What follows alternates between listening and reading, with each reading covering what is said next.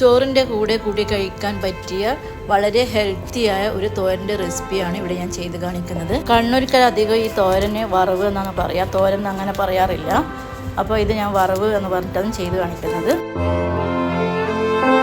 എല്ലാവർക്കും ഒരിക്കൽ കൂടി ബിന്ദുസ് കണ്ണൂർ കിച്ചണിലേക്ക് സ്വാഗതം. ഞാനിപ്പോൾ ഈ റെസിപ്പി തയ്യാറാക്കിയിട്ടുള്ളത് പച്ചച്ചീര വെച്ചിട്ടാണ്. അപ്പോൾ ഈ വറവ് തയ്യാറാക്കുന്നതിന് പച്ചച്ചീര ഞാൻ ഇതുപോലെ ചെറുതായി കട്ട് ചെയ്തെടുത്തിട്ട് വെച്ചിട്ടുണ്ട്.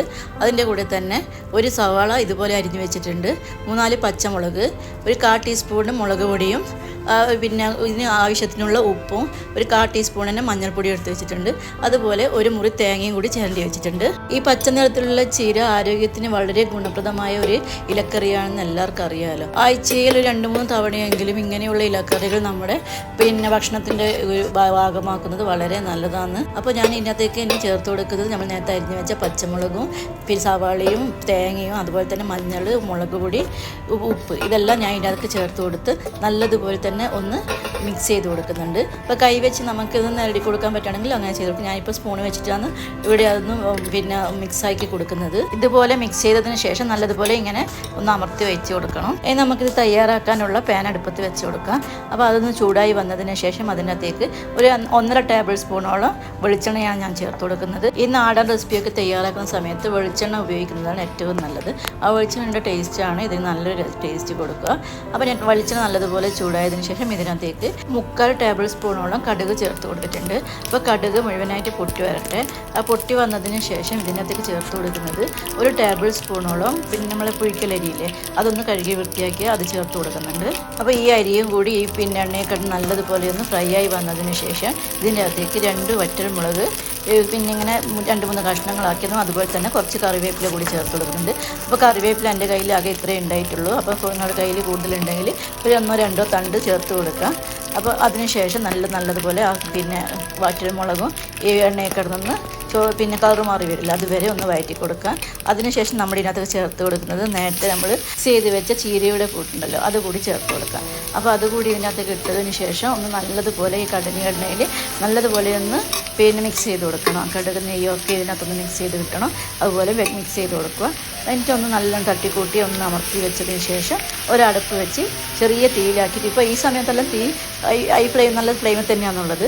അപ്പോൾ ഇതൊന്ന് നല്ലോണം ആവി വന്നതിന് ശേഷം എല്ലാം തട്ടിക്കൂട്ടി ഇങ്ങനെ വെച്ച് അത് മൂടി വെച്ച് ഇതുപോലെ അടച്ച് വെച്ച് കൊടുക്കുക. ഇതിനകത്ത് ആവി നല്ലതുപോലെ പിന്നെ വന്നതിന് ശേഷം തീ നമുക്ക് ഫ്ലെയിം കുറച്ച് വെച്ച് കൊടുക്കുക. ആ ചെറിയ തീയിലാണ് ഇത് വെന്ത് കിട്ടേണ്ടത്. അത് അവിടെ കിടന്ന് വേകുമ്പോഴേക്കും നമുക്ക് ഇതിനകത്തേക്ക് ചേർക്കേണ്ട അടുത്ത ഇൻഗ്രീഡിയൻറ്റ് തയ്യാറാക്കാം.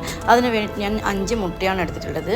5 മുട്ട പിന്നെ ഇതിനകത്തേക്ക് ചേർത്ത് കൊടുക്കുന്നുണ്ട്. മുട്ട പൊട്ടിച്ചൊഴിക്കാനുള്ള പാത്രത്തിലേക്ക് ഒരു 1/2 ടീസ്പൂണോളം കുരുമുളക് പൊടി, അതുപോലെ തന്നെ ആവശ്യത്തിനുള്ള ഉപ്പും ഒരു ടേബിൾ സ്പൂണോളം വെള്ളവും ചേർത്ത് മിക്സ് ചെയ്ത് കൊടുക്കുന്നുണ്ട്. ഇതുപോലെ കുരുമുളകും ഉപ്പും വെള്ളത്തിൽ കുറച്ചിങ്ങനെ മിക്സ് ചെയ്തിട്ട് ഇതിൻ്റെ അകത്തേക്ക് മുട്ട ഉടച്ചിട്ട് ഒന്ന് മിക്സ് ചെയ്ത് കൊടുത്തു കഴിഞ്ഞാൽ നമുക്ക് ഇത് ചീരേൻ്റെ വറവിൻ്റെ അകത്തേക്ക് ഒഴിച്ച് കഴിഞ്ഞാൽ ഉപ്പ് ഇതൊന്നും അവിടെ ആയിട്ട് ഇങ്ങനെ നിൽക്കില്ല, ഫുള്ളായിട്ട് മിക്സ് ചെയ്ത് കിട്ടും. അതിന് വേണ്ടിയിട്ടാണ് ആദ്യം തന്നെ ഈ വെള്ളത്തിൻ്റെ അകത്തേക്ക് കുരുമുളക് ഉപ്പ് മിക്സ് ചെയ്ത് കൊടുക്കുന്നത്.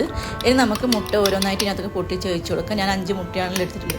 അപ്പോൾ 5 മുട്ടയും പൊട്ടിച്ച് ഇതിൻ്റെ അകത്തേക്ക് ചേർത്ത് കൊടുത്തിട്ടുണ്ട്. മുട്ട നല്ലതുപോലെ തന്നെ ഈ കുരുമുളകിൻ്റെയും ഉപ്പിൻ്റെ അകത്തേക്കും നല്ലതുപോലെ അടിച്ച് ചേർത്തതിന് ശേഷം നമുക്ക് ചീര വെന്തോന്ന് നോക്കാം. ചീര ഇപ്പം വേവാൻ തുടങ്ങിയിട്ട് ഏകദേശം ഒരു 5-8 മിനിറ്റായി. അപ്പോൾ ചീര ഏകദേശം വെന്തിട്ടുണ്ടാകും, 1/4 ഭാഗത്തോളം വെന്തിട്ടുണ്ടാകും. നമുക്കിതൊന്ന് തുറന്ന് നോക്കാം. അപ്പോൾ നല്ലതുപോലെ തന്നെ ആവിയൊക്കെ വന്ന് ഏകദേശം വെന്തിട്ടുണ്ടെങ്കിൽ നമുക്കിതൊന്ന് നല്ലതുപോലെ മിക്സ് ചെയ്ത് കൊടുത്തതിന് ശേഷം പിന്നെ നല്ല ഫുള്ളായിട്ടൊന്ന് മിക്സ് ചെയ്ത് കൊടുക്കുക.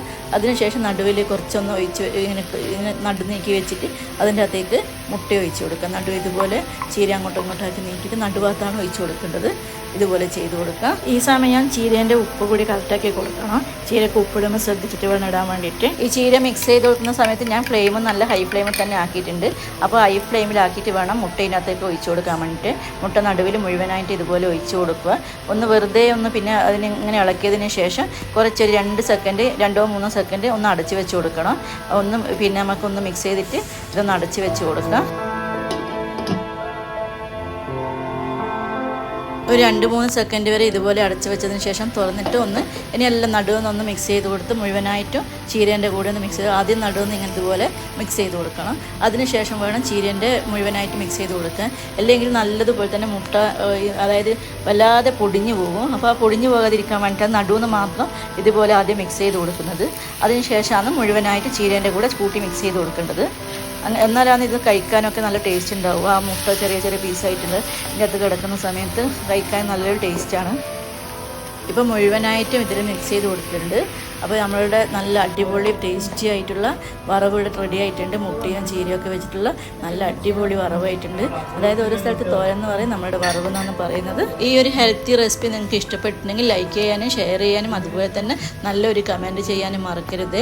സബ്സ്ക്രൈബ് ചെയ്യാതെയാണ് എൻ്റെ ഒരു വീഡിയോ കാണുന്നതെങ്കിൽ ഒന്ന് സബ്സ്ക്രൈബ് ചെയ്ത് സപ്പോർട്ട് ചെയ്യാനും കൂടി നോക്കണേ. നല്ല ചൂട് കുറുവേരി ചോറും അതുപോലെ തന്നെ തേങ്ങ അരച്ച് വെച്ച നല്ല മീൻ കറിയും അതിൻ്റെ കൂടെ ഈ ഒരു വറവും കൂടി ഉണ്ടെങ്കിൽ പിന്നെ ലഞ്ച് അടിപൊളിയായി. അതായത് നല്ല ഹെൽത്തി ആയ ഒരു റെസിപ്പിയാണിത്.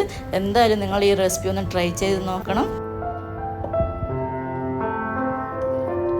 നല്ലൊരു റെസിപ്പിയുമായി അടുത്ത വീഡിയോയിൽ കാണാം. Thanks for watching.